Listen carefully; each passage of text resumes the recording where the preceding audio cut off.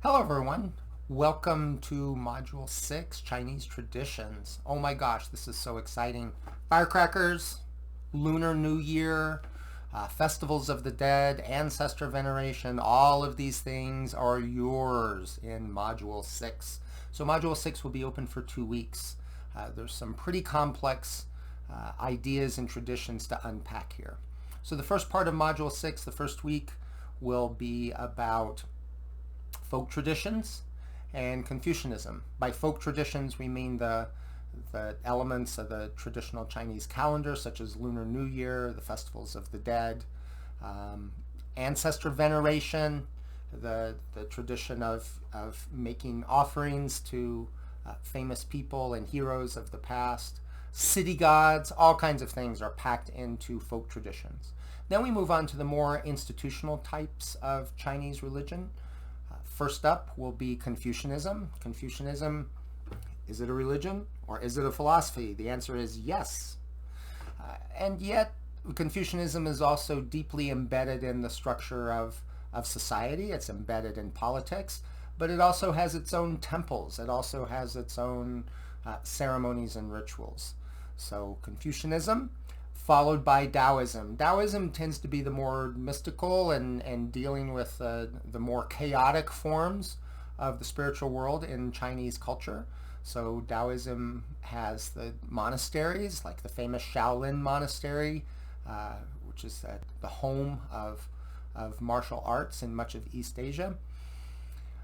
Taoism is also concerned with practices like exorcism and arranging your bedroom for the most prosperity and joy and peace in your life. These are all Taoist practices. So Taoism is up next. And then finally, Buddhism. We're not going to cover it again, but just be aware that Buddhism has been a major influence on Chinese religions. It brought the practice of monasticism to China. It also brought a very deep philosophical and literary tradition and added that to the Chinese mix. Chinese traditions are not just about China as well, so always keep that in mind. Chinese traditions are about Korea, Japan, Taiwan, Vietnam. All of these cultures have been influenced very heavily by these Chinese traditions. And of course, in the larger East Asian diaspora, wherever there is a large East Asian community of Vietnamese, Chinese, Okinawans, then you're going to see these traditions as memorialized there. So what's up this week or for this module? Week 1, just a discussion and a quiz. There's a good reason for that. You should be completing your outline.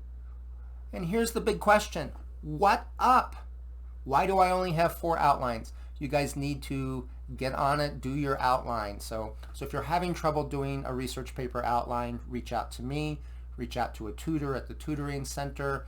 We'll help get you on track for this. So there's very little outside work for the first week of Module 6, so get on it. Second week of Module 6, there's a scripture reading as well as a second discussion and a second quiz.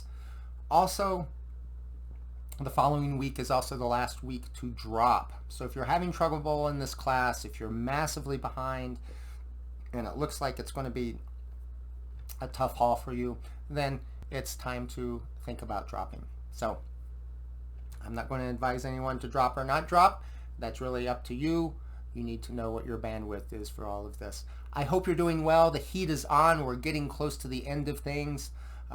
Really have to knuckle down and do work for the last few weeks, but I will enjoy seeing you at Chinese Traditions.